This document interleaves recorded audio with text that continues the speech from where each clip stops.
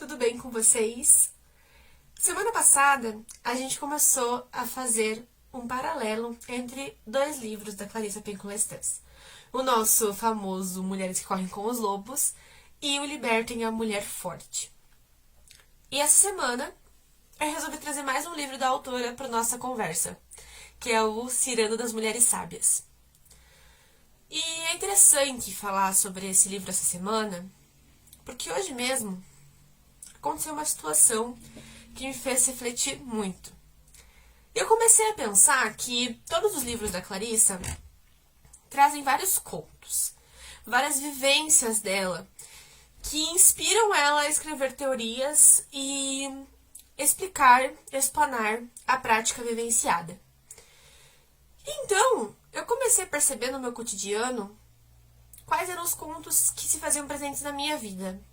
Quais eram as experiências que eu conseguia encaixar nas teorias e que eu poderia também criar minhas próprias teorias. Foi quando eu percebi que o livro da Clarissa é muito vivo. Não o livro, mas todos os livros, todas as obras da Clarissa são muito vivas e muito reais. E hoje eu vivenciei uma experiência que me fez lembrar de um dos livros, que é o Cirano das Mulheres Sábias. No Cirano das Mulheres Sábias, a Clarissa vem falar um pouquinho sobre a sabedoria, sobre as mulheres sábias. E vem nos fazer refletir sobre todas as mulheres sábias que a gente conhece e que a gente não percebe, que são protagonistas de contos já muito conhecidos por nós no decorrer da nossa vida. E quando a gente pensa em uma mulher sábia, a gente automaticamente imagina uma mulher mais velha, uma anciã. E comigo não foi diferente. Eu vi essa mulher sábia na minha frente através da minha avó. E hoje eu venho aqui contar essa experiência pra vocês. A minha avó paterna, ela é o tipo de mulher muito inspiradora. É o tipo de mulher que você não consegue imaginar ela se abatendo, ela fraquejando. E pra tudo ela tem uma resposta. E a parte interessante é que a minha avó, ela estudou só até a 3ª série. Então, se a gente for pensar em quesito de inteligência, essa que a gente aprende na escola, infelizmente a minha avó não teve acesso. Mas a minha avó é uma mulher sábia, muito sábia. Ela se parece muito com as mulheres que são protagonistas dos contos que a Clarissa traz nos livros dela. Aquelas mulheres que geralmente são anciãs, são as mulheres que dão conselhos, são aquelas mulheres que são curandeiras. E hoje em específico, eu comecei a perceber todas as atitudes da minha avó que a fazem uma verdadeira protagonista desses contos de sabedoria. A minha avó, hoje, quando eu abri a geladeira dela, eu perguntei, vó, qual dessas águas aqui eu posso tomar? Porque eu sempre sei que na geladeira da minha avó tem alguma água que não pode tomar porque ela utiliza para alguma coisa que ela acredita. Seja água benta, seja água de qualquer coisa que seja. E a minha avó falou assim, olha, pode tomar todas as garrafas menos essa, porque essa é a água do temporal. E aí a hora eu me perguntei, ué, mas o que será que é isso? E eu falei, vó, o que é água de temporal?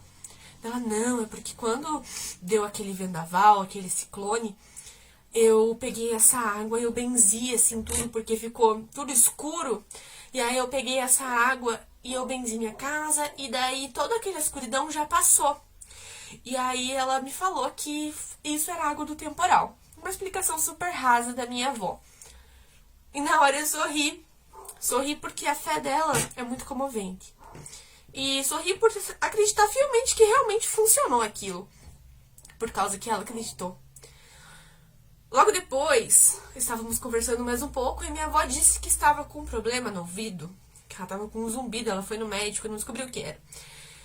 E aí eu falei, vó, mas o que será que é isso, né? E minha avó falou assim, eu acho que eu peguei ar no ouvido, eu preciso ir numa benzedeira. E eu sorri de novo. Sorri porque as pessoas à volta já falaram, ai meu Deus, isso não vai funcionar.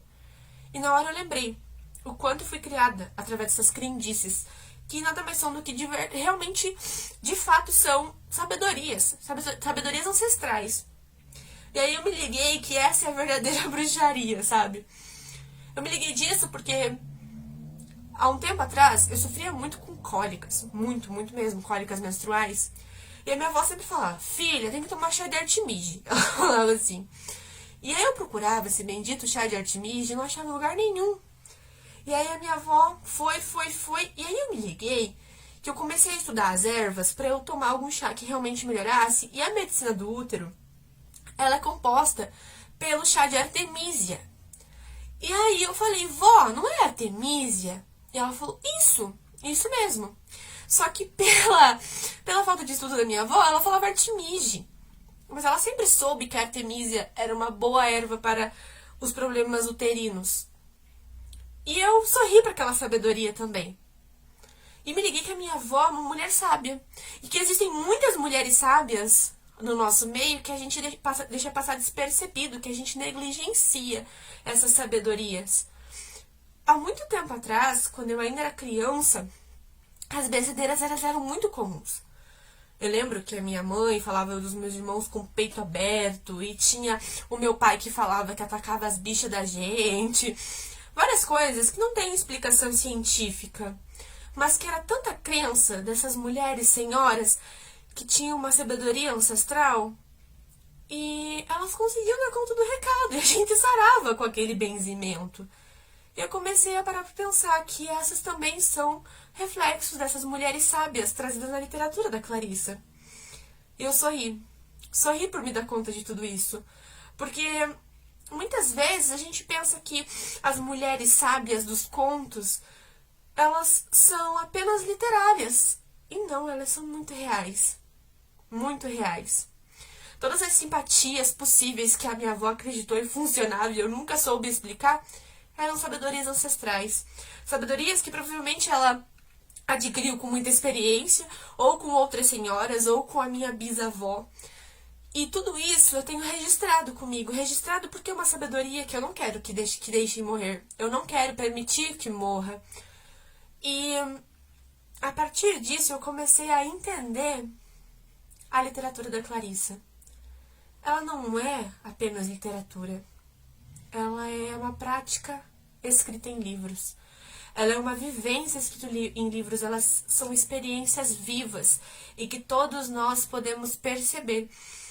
E o mais feliz é que a Clarissa fala muito que essa sabedoria não está presente apenas nas senhoras anciãs, né? Elas também estão presentes em nós que somos jovens. Mas para isso a gente precisa deixar aflorar, a gente precisa perceber essa sabedoria. E aí existe uma frase que define bem esse livro da Clarissa, que é o ser velha enquanto jovem, jovem enquanto velha. E é isso, a sabedoria, ela é muito além de um livro. A sabedoria é muito além de estudos acadêmicos. A sabedoria, ela é prática. E ela só é adquirida com a percepção e com as vivências cotidianas. E eu estou muito feliz de ter percebido essa realidade, de ter despertado a mulher sábia, aberto o terceiro olho, que a Clarissa fala no Cirano das Mulheres Sábias, de ter libertado a mulher forte, de ter ouvido o uivo da minha mulher lobo. E eu espero que esse estudo, através das plataformas digitais, através das trilhas literárias, consiga despertar aí isso em várias mulheres, não só em mim, que estou mediando isso. E que na próxima live a gente possa conversar mais profundamente sobre esse outro livro da Clarissa, que abre o olhar de uma forma ainda mais profunda para os demais livros que a gente já conversou. Então, convido vocês para a live de quinta-feira, às 19 horas, no Instagram do Trilhas Literárias, para a gente conversar um pouquinho e eu abrir mais ainda essa literatura da Clarissa Pinkola Estés para todo mundo. Porque uma literatura sem ser partilhada é uma literatura morta. E aqui, o objetivo é sempre avivar a literatura e permitir que ela chegue viva a todos vocês.